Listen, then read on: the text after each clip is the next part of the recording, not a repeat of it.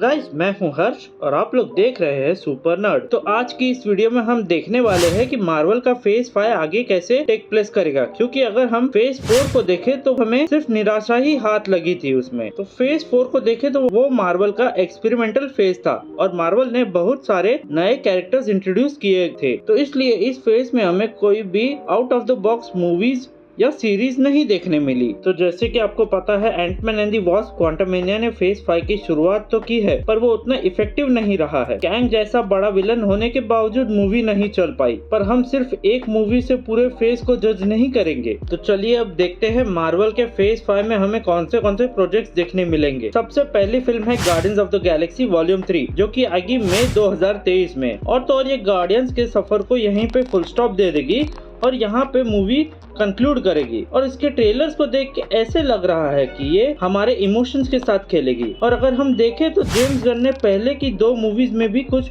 ऐसा ही किया था और यहाँ पे भी हमें वही देखने मिलेगा, इमोशन, ड्रामा और रॉकेट रकून की बैक स्टोरी। और ये भी अब कंफर्म हो गया है कि हम एक या फिर एक से ज्यादा गार्डियंस को अलविदा कहने वाले हैं और ये हमें ऑलरेडी देव बटिस्टा भैया ने भी बता दिया है। और इस मूवी में हमें एक नया कैरेक्टर इंट्रोड्यूस किया जाएगा जो कि है एडम वॉरलॉक, जो कि गार्डियंस को मारने के लिए निकल चुका है। और तो और अगर आपको याद होगा कि guardians of the Galaxy volume 2 में जो आयशा की बेइज्जती की थी, तो उसी का बदला लेने आ रहा होगा एडम वॉरलॉक। और मैं एक बात यहाँ मेंशन करना चाहता हूँ कि ये मूवी मार्वल के फेज 5 से कोई भी कनेक्शन नहीं होगा। और तो और कैंग डायनेस्टी में भी हम किसी भी गार्डियंस को नहीं देखेंगे और इस मूवी के बाद में हो सकता है गार्डियंस की टीम को रिबूट कर दिया जाए और हमें इनके टीम में भी बहुत सारे हेवी चेंजेस देखने मिले, क्योंकि मेन गार्डियंस के मेंबर्स की डेथ हो जाएगी। और इसमें कोई टेंशन लेने वाली कोई बात ही नहीं है, क्योंकि कॉमिक्स में भी गार्डियंस के मेंबर्स आते जाते रहते हैं, चेंज होते रहते हैं, कभी आयरन मैन तो कभी नोवा, और बहुत सारे कैरेक्टर्स ज्वाइन करते हैं इस टीम में और मन करे तब छोड़ देते हैं। पर सीक्रेट वॉर्स में हम गार्डियंस को देख पाएंगे। इसके बाद मार्वल की अगली फिल्म होगी द मार्वल्स, मतलब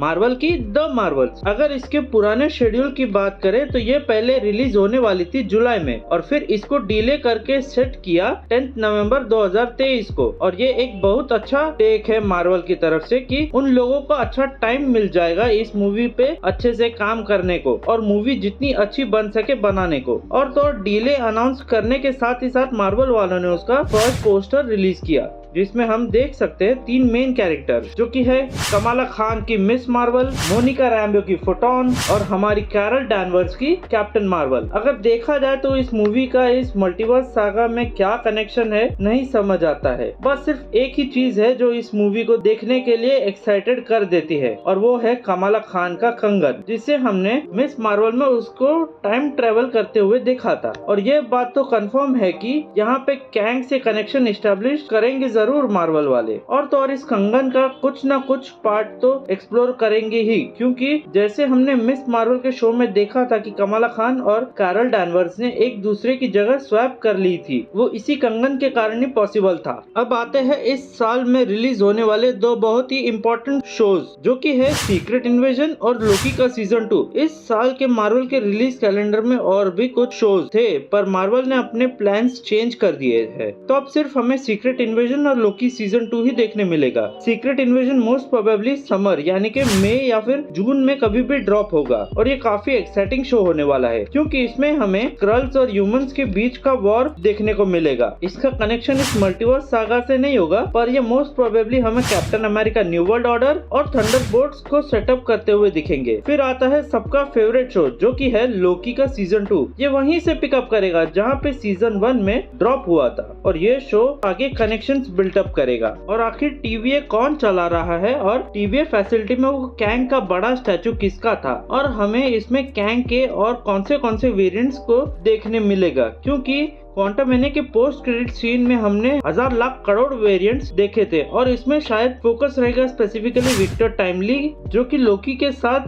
दिखाया गया था 1920 और 30s के टाइमलाइन वाला। और अगर आपने मेरा पोस्ट क्रेडिट सीन वाला ब्रेकडाउन नहीं देखा है तो लिंक ऊपर फ्लैश हो रही है, देख लो, वहाँ पे डिटेल में बताया है, जरूर चेकआउट करना। लेकिन ऐसे रूमर्स है कि इस शो में हमें कैंग के 1 से ज्यादा वेरिएंट्स देखने मिलेंगे और तो और लोकी सीजन 1 में जो सिल्वी ने कांड किया था ही हू रिमेन्स को मार के, तो उसके क्या इश्यूज हुए थे, उसका टाइमलाइन पे कैसे इफेक्ट आएगा, और जो सेक्रेट टाइमलाइंस में से ब्रांच रियलिटीज निकल रही है उनका क्या होगा। तो यही सारे सवालों के जवाब हमें लोकी के सीजन 2 में देखने मिलेंगे। तो मैं तो बहुत ही एक्साइटेड हूँ लोकी सीजन 2 के लिए। फिर आता है साल 2024 की सबसे फर्स्ट मूवी जो कि होगी captain America new world order. तो 2024 मई में आएगी ये मूवी और इसके बीच में हमें काफी समय दिया गया है क्योंकि सारे फैंस ने फेज 4 में कंप्लेंट की थी कि मार्वल फटीक दे रहा है, ये दे रहा है, एक शो के बाद दूसरा शो, दूसरे शो के बाद तीसरी मूवी, तो अच्छे से फैन थियोरीज भी डिस्कस नहीं हो पाती थी। तो इसलिए इतना गैप दे रहे हैं तो अच्छी बात है। तो जैसा कि आप सोच रहे हो ना, कैप्टन अमेरिका नाम सुन के, तो नहीं, ऐसा कुछ नहीं होने वाला। स्टीव रॉजर्स का कैप्टन अमेरिका नहीं लौटेगा वापस, क्योंकि जो एंड गेम में पेगी कार्टर के साथ चक्कर चलाया था ना टाइम में पीछे जाके, तो वो वहीं पे खत्म, टाटा बाय बाय करके निकल गया है। इस मूवी में कैप्टन अमेरिका की जगह लेने वाला है सैम विल्सन, जो कि है हमारे फैल्कन भैया। जैसे कि आपको पता है the falcon and the winter soldier में वो फैल्कन थे और अब वो कैप्टन अमेरिका बन गए हैं। तो ऐसे रूमर्स है कि इस पिक्चर में हम सुपर सोल्जर सीरम से डील करने वाले हैं। मतलब कि जो हमने द इनक्रेडिबल हल्क में देखा था ना, मिस्टर ब्लू और मिस्टर ग्रीन, और जो मिस्टर ब्लू था जिसका खोपड़ा फूक जाता था, वो हमें इस पिक्चर में देखने मिलने वाला है एज द लीडर का रोल में, जो कि एक्चुअली मार्वल कॉमिक्स में हल्क का एक विलन होता है। तो इस पे आने वाले समय में डिटेल में बात करेंगे किसी और वीडियो में। मगर ये इस मूवी का मेन विलन नहीं होगा, इस मूवी का मेन विलन होगा रेड हल्क। तो सुन के कुछ हुआ ना, तो क्या एक और बार बोलूं? तो इस मूवी का मेन विलन होगा रेड हल्क। तो मार्वल के पास हल्क के सोलो मूवीज के राइट्स नहीं है, तो उन्होंने सोचा कि क्यों ना कैप्टन अमेरिका के नाम पे पिक्चर बनाए और उसमें हल्क को दिखा दे। कहाँ यूनिवर्सल वालों को पता चलने वाला है। बट सीरियसली हमें इसमें शी हल्क का जो खून चोरी हुआ था और तो और हल्क का नाजायज लौंडा था, जिसके बारे में और डिटेल में देखने मिलेगा। फिर नेक्स्ट आती है थंडरबोल्ट्स, जो कि काफी अच्छी लग रही है पर दूसरी तरफ से एकदम बकवास भी लग रही है, क्योंकि अगर आप इनके कैरेक्टर्स पे गौर करें तो इसमें है बकी जो है सुपर सोल्जर, रेड गार्डियन वो भी सुपर सोल्जर, टास्क मास्टर वो भी सुपर सोल्जर, येलेना आधी सुपर सोल्जर, और घोस्ट का तो इन्होंने बवंडर बना दिया, उसको तो हटा ही दिया। वहीं पे मूवी में एक एस्पेक्ट है जो इस मूवी को देखने के लिए एक्साइटेड कर देता है, जो कि है सेंट्री। और जो लोग नहीं जानते उनको बता दूं कि सेंट्री मार्वल कॉमिक्स में एग्जिस्ट करने वाला सबसे ओवर पावर्ड सुपर हीरोज में से एक है। अगर आपको इसकी शक्तियों का प्रदर्शन देखना हो तो आप वर्ल्ड वॉर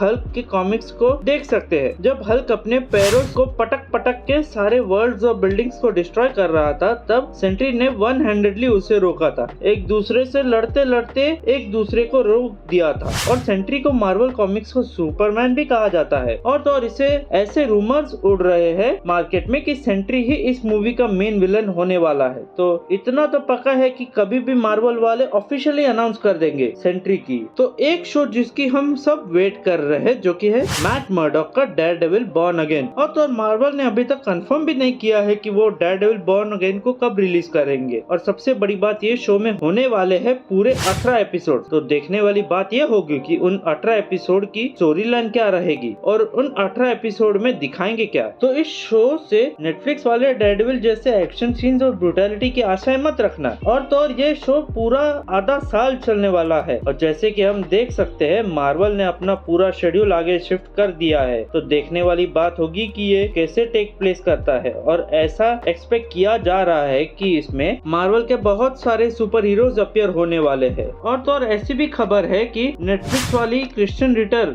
जो कि जेसिका जोन्स है वो भी रिटर्न करने वाली है। और तो और जॉन ब्रंथाल के पनिशर भी रिटर्न होने वाले हैं। और इस शो के नाम डेयरडेविल बॉर्न अगेन से पता चलता है कि मार्वल इसमें अपना नया टेक लेने वाला है। तो ये नेटफ्लिक्स जैसा आर रेटेड नहीं होगा, क्योंकि ये मार्वल वाले बना रहे हैं डिज्नी के अंडर में। और उसकी छोटी सी झलक हमने शी हल्क में देख ही ली थी। और फिर हो सकता है उसका कनेक्शन शी हल्क से भी जुड़े। तो यही था कुल मिला के मार्वल का मल्टीवर्स सागा का फेज 5। तो कुछ मूवीज है जैसे कि थंडरबोल्ट, और कुछ शोज है जैसे कि सीक्रेट इन्वेजन और लोकी सीजन 2, जो कि बहुत ही एक्साइटेड कर देती है हमें। और जब तक आगे की डिटेल्स नहीं पता चलते तब तक हम किसी भी कंक्लूजन पर नहीं जा सकते। तो guys let me know in the comments कि आप लोग क्या सोचते हो मार्वल के इस मल्टीवर्स सागा के फेज 5 के बारे में। तब तक के लिए इस वीडियो को एंजॉय कीजिए, चैनल को सब्सक्राइब करें और देखते रहिए सुपर नर्ड। मिलते हैं अगले वीडियो में।